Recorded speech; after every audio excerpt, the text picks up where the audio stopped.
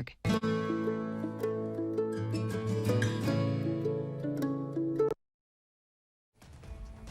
Coming up on Mountain News at 5:30, we're learning more about a police chase that ended with police finding a woman's body in a car.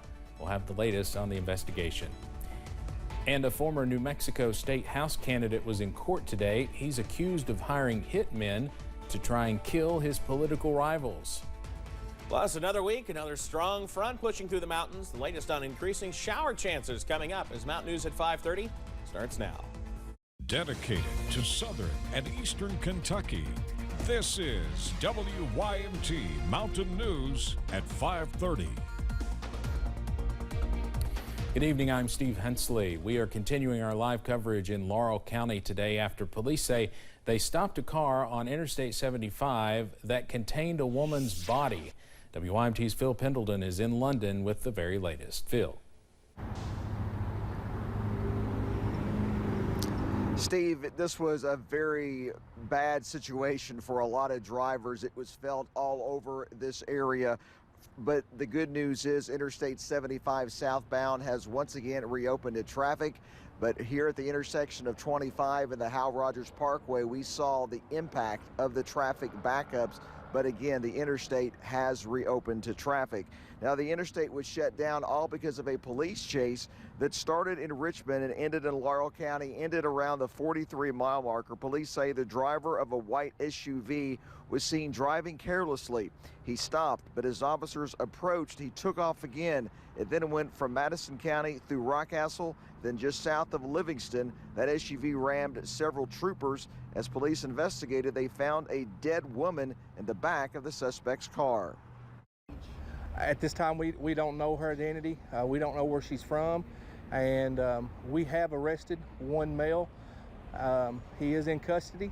Charges are still kind of are pending at this time.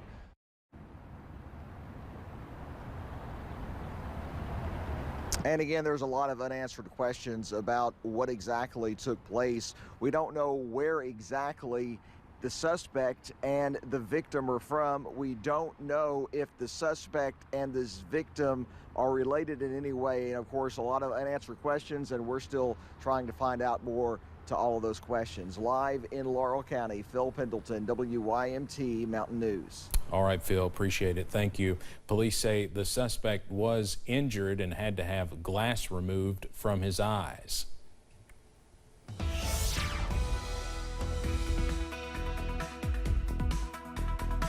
Well, we continue to watch a strong front push into the region through the nighttime hours tonight, and temperatures, well, they're holding in the upper 50s to near 60 now, and we're not far from where we'll be for overnight lows tonight because temperatures are only coming up as we head into the nighttime hours.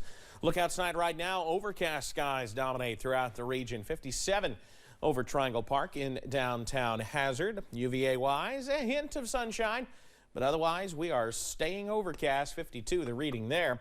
Temperatures region-wide, we have that strip of 60s along Highway 80 out there right now as you go from Manchester over to Somerset. Everybody else is in the 50s with the exception of Monticello at 63 and Harlan at 61. We'll continue to see temperatures stay mild through the nighttime hours. Showers already working into central Kentucky. That's ahead of everything. Continuing to scoot on in. Severe weather across the deep south, snow across the upper plains. For us, I think we'll see a bit of some gusty shower activity as we head through the morning hours. The details on that in just a few minutes. Steve? Evan, thank you. A former New Mexico Republican political candidate accused of hiring hitmen to shoot into the homes of Democratic rivals had his first court appearance today. Police in Albuquerque say State House candidate Solomon Pena paid to put the plan into motion after he lost his election for a state House seat in a landslide. CBS's Danya Backus has the latest. A New Mexico judge has ordered former Republican State House candidate Solomon Pena to be held without bond while he waits for his case to be moved to district court. Pena is charged with multiple counts, including shooting at a home, aggravated battery with a deadly weapon, and conspiracy. Investigators say Pena lost the November election in a landslide, but falsely argued the election was rigged. He refused to concede his race. Police say he then hired 4 hitmen to shoot at the homes of Democratic rivals, 2 state legislators, and 2 county officials, including Adrian Barboa. My home was shot right through my front door 4 times, out my back window, right through my living room and kitchen, right where I had just been playing only hours before with my brand new grandbaby. Barboa told CBS News Pena had come to her home weeks earlier to insist she decertify election results. Doorbell camera video shows the candidate going to another home in search of one of the other Democrats he allegedly targeted. My name's Solomon Pena. Can I speak with Debbie O'Malley? The evidence that we have is not only firearm, but it's also from cell phones and electronic records, surveillance video, and multiple witnesses inside and outside of this conspiracy. The police report contains photos that show Pena with one of the alleged accomplices. Another photo shows that person with multiple guns and ammunition. Investigators say Pena personally took part in at least one of the shootings, but that his gun jammed. No one was hurt in any of the shootings. Danya Backus, CBS News. Pena has a criminal history. Lawmakers in New Mexico had tried to bar him from running for the state house seat after he served time in prison for burglary and larceny convictions. At the time, Pena released a statement calling himself a reformed felon who earned a degree and turned his life around. The Minnesota Court of Appeals will hear arguments as former Minneapolis police officer Derek Chauvin seeks to appeal his murder conviction. His lawyers asked the court to overturn his conviction for the 2020 murder of George Floyd. The attorneys have accused prosecutors of misconduct and are arguing that the case should not have been tried in Minneapolis and the jury should have been fully sequestered.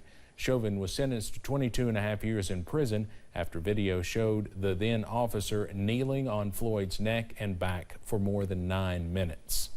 A judge ordered the husband of Anna Walsh to be held without bail. 47-year-old Brian Walsh has been formally charged with murder and improper transport of a body. He pleaded not guilty to both charges today. Assistant Norfolk District Attorney Lynn Beelan said Walsh made several online searches on January 1st, including how to dispose of a body at 4:55 a.m. and how long before a body starts to smell. Investigators said 39-year-old Ann Walsh, the mother of 3 young sons, was last seen in the early hours of January 1st. Anna Walsh was reported missing by her co-workers in Washington on January 4th. A helicopter crash in a town outside of Kyiv has claimed the life of the highest-ranking Ukrainian official to die since the start of the war. The chopper came down near a kindergarten, killing some on the ground as well. CBS's Nicole D'Antonio has more from Washington. 10 hours ago, a tragedy happened near Kyiv. In a video address to leaders at the World Economic Forum in Davos, Ukrainian President Volodymyr Zelensky asked for a moment of silence to honor those killed in a helicopter crash. 14 of Ukrainian families lost their loved ones today, and many more families are losing daily because of the war. Ukraine's Interior Minister Denis Monastyrsky, who's in charge of the country's police and National Guard, was among those killed. It was reportedly dark and foggy at the time of the crash, and there hasn't been any recent fighting in the area. But what brought the helicopter down is still under investigation. February 24th will mark 1 year since Russia's invasion, and Ukrainian officials are concerned Russia could be preparing another draft to launch a new offensive around the anniversary.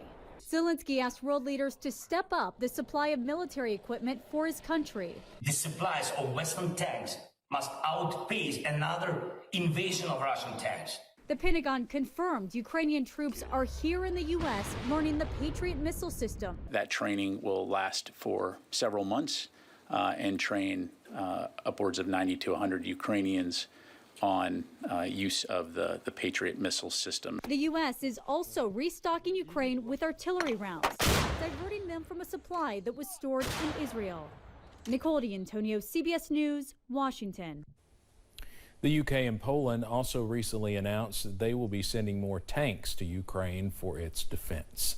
Coming up on Mountain News at 5:30, elder Americans are a top target for scammers, and the number of victims is rapidly increasing. What to watch for to protect yourself from senior scams. Plus, yet more showers are on the way. I've got the latest breakdown from Future View coming up after this. WYMT News app offers alerts on